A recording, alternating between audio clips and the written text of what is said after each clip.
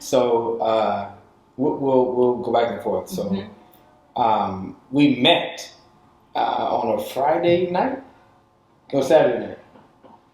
Saturday night at my father's church through my mother's daycare door. Right? Yeah. Marquita was visiting Jacksonville with her boyfriend at the time. Oh, current. Yeah, her boyfriend at the time. Mm-hmm. And her boyfriend at the time was a buddy of mine. Mm-hmm. And he didn't. I didn't know who this girl was at all. I don't know if I even knew he was bringing somebody. Anyway, that's how we met. So when he opened the door, he was standing there, and she was there. And so we had different takes on our first encounter. Mm-hmm. When we first laid eyes on one another, our takes were different. So you want me to tell mine, or you want to tell yours? What's up? I can tell mine. When the doors opened, it was like, oh. Even though you was with your man? Mm-hmm. Yes. Even though, and that was so shocking. It was scary because I was with somebody, and if I'm with you, then I'm with you. That's who I'm with. But it was just, as soon as the door opened, I saw him, and I clearly heard, "This is your husband." And I looked like, who the heck is talking to me? I heard an audible voice to that. And I felt this knot come in my stomach. And it was bad. So I put my head down. I said, "Hi," and put my head down because all of these feelings that I'm feeling were feelings of conviction and guilt and just like, oh my God, this is bad. Like, there's a man code, but the man code was not even in play at the moment. How? What you mean? That was his girl, and that was your boy, right? Well, my take on was I paid her no attention. Right. Like I didn't zero in on her at all. I mean, she was there, and honestly, when I first saw her, she just didn't capture my attention, and it probably was because she wasn't supposed to, probably. And then she wasn't as jazzed up as she is now. And so she just didn't capture my attention. So that's how we first met. And I get there earlier that day to hang out, and he's not there. Is Marquita there? Marquita is there. He's not there. But I called him, "Hey man," because he told me he was going to be there. And, where are you? I'm not going to tell you where he went, but he wasn't there. He told I'll tell you where he went. But I'm saying I'm not trying to put no bad aspersion on him. No, but I'll tell you where he went. I didn't know where he was at first. I think when you came, he was leaving. So it was like a quick interaction. Oh, yeah. It was like a quick interaction. I did see him when I first got. He told me to stay. Yes, he told him to stay here pretty much to keep me distracted or keep me occupied. While he went, I found out he later went to go an excursion to see someone else. So I'm at I'm the girl you bring home to mom. So I'm there at his family's house with his friends, and he's out with someone else. So I was visiting someone else. So I was there, and I was talking to Marquita again.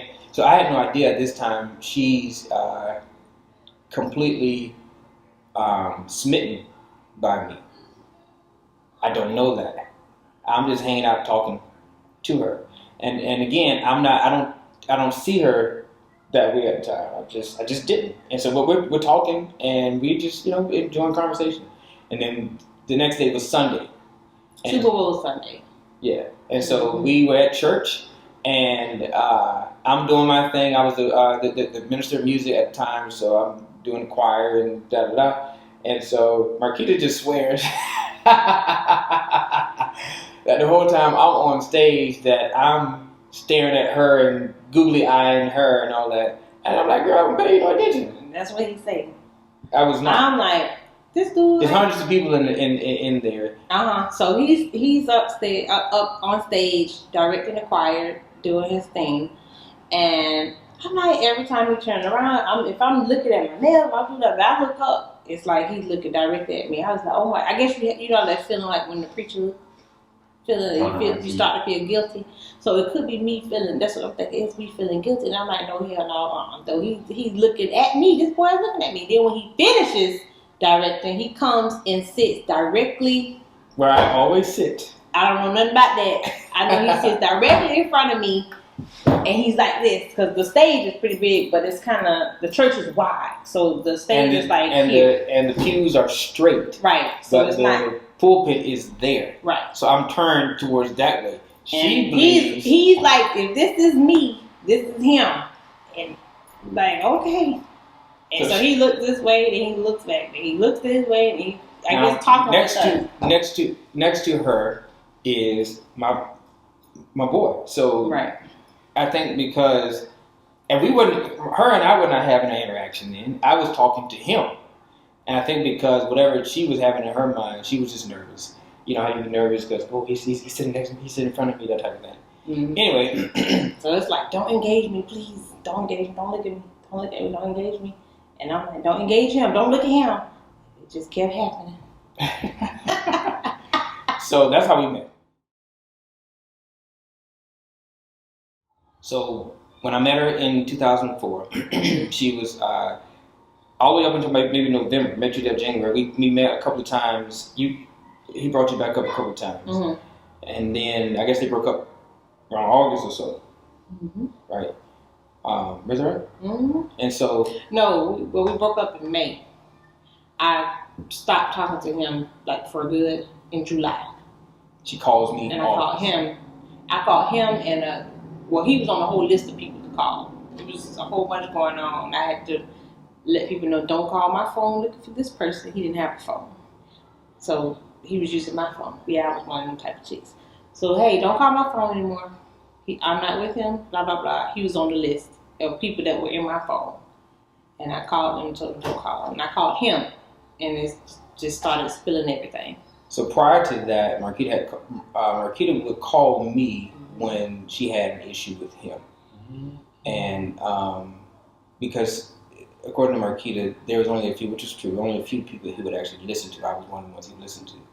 And so when Marquita would call me about what was going on with him, I would talk to Marquita about her. I wouldn't talk to her about him at all. She would tell me whatever she was telling me, but I wouldn't talk to her about him. And so whenever after we got off the phone, I would call him, and I really wouldn't have a full-fledged conversation about whatever she had called me about. I would just say, hey man, your girl calling or whatever. And that would be it. And so that happened to me about twice. Mm-hmm. And so Marquita called me again around August, and then she told me this whole spiel about whatever was happening. And I just, listen. By now I'm just thinking, she just calls me because whatever, she knows I'm connected to him. And that was it. And then you called me again during Nava's birthday, which is in November. Which is when my birthday is. Which is out of the blue, mm-hmm. Which I thought, okay, cool. She remembered my daughter's birthday, and that was it. And because I never called you, and you never really called me. It was just those spots. And I think Christmas you called me again, and that's when we actually, I told you I was moving to Atlanta, and then we started kind of talking more on a regular. And I would call her, she would call me. And then we just became best friends. And we were talking every day. Every single day. And we were not flirting. We wasn't, you know what I mean, mm-hmm. sex talking, not like that. Ooh. It wasn't that bad. But we literally became best friends. And I was kind of trying to help her. She was 6 months or more gone from this guy. Mm-hmm. But I was trying to help her kind of get past, love hurt and relationship hurt. Did you have any feelings or intentions when you first started talking to her every day? No. Mm-hmm. So I didn't have, one of the things was probably around February or so. Mm-hmm. It's before I had Facebook. I had none of this stuff. I didn't have no social media stuff. And I forgot how she looked. And at that time, probably even this time too, I have a very shallow, front. Like, you need to look like something. You know what I mean? To be connected to him. So we were best friends. We were talking all the time. I mean, we were talking day in, day out, and all that. And then we kind of started flirting with one another after Valentine's because she called me, or I called you. It was like the day before Valentine, and we were on the phone. And I was like, oh my God, like this is the first year I'm not gonna have a Valentine. So I called her. I ain't gonna have a Valentine. Right. So I called her the next day on Valentine's, Mm-hmm. and I said, since you're not gonna have one, then you'll be my Valentine. And I wasn't kind of made my little heart flutter. And so I wasn't really like pushing up on her because I didn't know how she looked. And I said to her, I think a couple of weeks after that, because now we're flirting. What do you look like? Like, I don't remember how you look. Like, you gotta send me a picture of yourself. So we were writing each other letters now. Yeah, that's so old school. Yeah, we were writing each other letters now. On notebook paper. Stamp, mail it, all of that. Perfume, lipstick, kiss. That picture she sent me. I sent it the day after Valentine's. What did it say? Hey, Jared, I found a picture that's not too old. I cut my hair since this was taken. So now this is, proof that I actually asked her to send me a picture. Go ahead, read it. I found a picture that's not too old. I cut my hair since this was taken. When I take a picture that I feel is suitable, enough for me to send, then I'll do just that. I don't have much to say, but I'll say this. Stay sweet, upfront, honest, good looking, respectable, and true. And you will always be my boo, all around. Love me always. So you never did send me another picture, did you? Nope. And so then we just kind of started. I actually told her that if I'm trying to help you de-love from a relationship, then you got to stop calling me because I'm trying to help you de-attach from a situation, but I'm attaching you to me. Mm-hmm. So don't call me. Mm-hmm. And I was probably mean about it, but I was okay. But I was trying to be helpful. Like, I don't have any intentions here, so you got to stop calling me because I was really starting to attach to him. Yeah, and not. That's not good. Right. When you're trying to try to just cleanse yourself of one relationship, you got to kind of focus in on you. And the attachment was just us talking every day about whatever we're talking about. And so I told us, don't call me. And I think that lasted for maybe 3 days. I would say it wasn't even a week. Yeah, 3 days, and I started calling her because we had become best friends, best buddies. And so she came to Atlanta for the very first time to see me and hang out. This is in March 2005. Mm-hmm. And we were not dating anything like that. We just but we were kind of flirting by this time. But she came up to Atlanta, and you sent me a picture too in the letter. You sent me your graduation. Yeah. Announcement. Right. Mm-hmm. And so these were wholesome pictures. Yes. We had all our clothes on. I don't know what they're doing now. We want no prison pen pal. Yeah, we want none of that. We went sexting through the mail. And so Marquita came up, and I promise you, we had the best first date ever. I was a little homely girl, I guess. I only went places like with my family. So Tallahassee was like on my own traveling. That was as far as I went, as far as traveling on my own. So to go to Atlanta, and it's like he was showing me the world. He showed me we went to Coca-Cola factory. Yeah, we went everywhere. We went to I took her to Martin King Centennial spot. MLK. It was all in one day. Yeah, we went underground Atlanta. Went to Lenox Square. Yeah. Oh. This in 2005. And I saw RL in the mall from the group Next. You got that butter love. I was like, oh my God, and he waved at me. I'm like, oh my God, I'm moving to Atlanta. So I took her to see all the big, nice houses. I took her to see Evander Holyfield house. I think when he had it, I don't know if he has it now. But I took her to see, his house. I mean, I took her everywhere, and we did everything. Again, Coca-Cola factory, underground. I took her to what's the other? I took her to Chicken and Waffles. What was the next day? That was the next day. Oh, Gladys Night. Gladys, I love Gladys.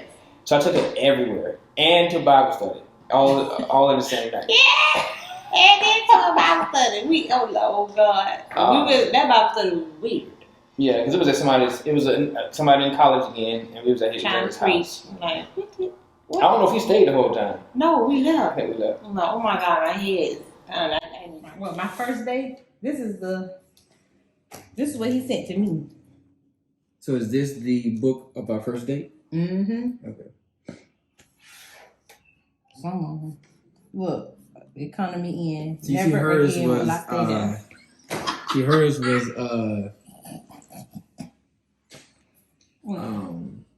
that was a cute photo for a picture. lot of that. That was not club. That was called cute Mine was photo. professional pastor. That ain't professional. That is Microsoft Word. And so that was an incredible weekend, but it soured. So the next day, so I took it to what you just said. What you said? Jay, he paid for me a hotel room at the Night's Inn. We was poor. I went poor. Matter of fact, that was the weekend. If somebody was trying to clock the date, Yeah. that was the weekend that Oprah did the live. What's that movie? Their Eyes Are Watching God. Oh yeah, Their Eyes Are Watching God. That's when it first premiered on whatever. Yeah, but it was live. It was prepared. And that was my favorite book from my senior year. So whenever that was in 2005, that was that I was weekend. like, oh, I gotta watch this. But the next day, again, we went everywhere again, just spending time. Mm-hmm. And Sunday was the next day. We had church, and then the next day after that, she's supposed to leave after Sunday service. Mm-hmm. I didn't want her to go, and she didn't want to go. She stayed a whole nother day. All right, so we're on the train. Where were we going? I don't know. I was just excited. I'm on the train. I've never been on the train. We riding, and my phone rings, and it says "Do not answer." And I'm like, "What in the world?" It's my ex-boyfriend calling. And I this is haven't 8 talked months to him in months. removed. And out of all times, this joker called my freaking phone. Oh God! And I didn't answer. It says "Do not answer" for a reason. So I didn't answer. And then he was like, "Who was that?" I'm like, You told me who "You it would was. never know who it was." And then I told him who it was, and he was like, "Why is he like? You talking to him? Why is he calling?" I was like, "I don't know why he called. I haven't spoken to him in months." And boom, as soon as I said months, my phone started ringing again. He was like, "Answer it." Yeah, like I don't want to answer. I don't want to. Now Do not I'm answer. I don't want to talk to irritated. him. So now he's thinking I'm playing games. Yeah, like So I answered. all of a sudden, after all these months, he's just calling. So I said, just answer the phone. I answered. I don't even remember the conversation. I was just like, "What do you want? Why are you calling me? What do you?" And I was just like, "What do you want? Why are you calling me?" Okay, we don't have nothing to talk about. Goodbye. And I hung. And so I called Mm-hmm. from my phone, and I just told him. I say, I don't know if you know or not, but Marquita is here in Atlanta with me. We've been hanging out the weekend, But I said to him, but if that's an issue with you, dude, hey man, you come before her. Let me know, because it's no big deal. And he was like, oh, no, man, you good. And we was talking about whatever we was talking about. But I just let him know, hey man, look, man, it's not no big deal for me. You're my friend well before she was. Wow. I was strong going off, and I sent her back home. Insane. You can just go. Okay. I started driving, and Lord, when I started driving, rain came out of nowhere. Just started pouring down. I'm mad, it's raining, and I'm crying now. I could not see. I pulled over in some plaza by your dorm. And she was crying because and I'm like, the stuff he was saying was piercing. And it was totally opposite of what and it was just happened. Yeah, so I pulled over and I called him back and I went off. And I'm like, you going off on me, it's like I'm doing this, that, and ain't none of that happening. And I don't appreciate that. Spent money, came up here, I had a good time. I'm not talking to this dude. I haven't spoken with him. He told you he's fine with whatever. What is the issue? And then he listened and he apologized. And I'm like, why do you think it was okay for you to talk to me like that? And he's like, well, I didn't know what was going on. He seemed okay, but you know, he just didn't know, so he was uncomfortable because it seemed like I was playing games, and I told him I'm not the type of chick. I don't play games. I don't do that. So that's how we got together. Well, that's how I first got out of it. Encounter. Mm-hmm. So did that close the chapter with Leroy? Not necessarily. Not necessarily. You would have thought, but no. So when she got It's the way we love. With patience, listening, focus. It's the way we love. It's the way we love. With surprises, check-ins, and sacrifice.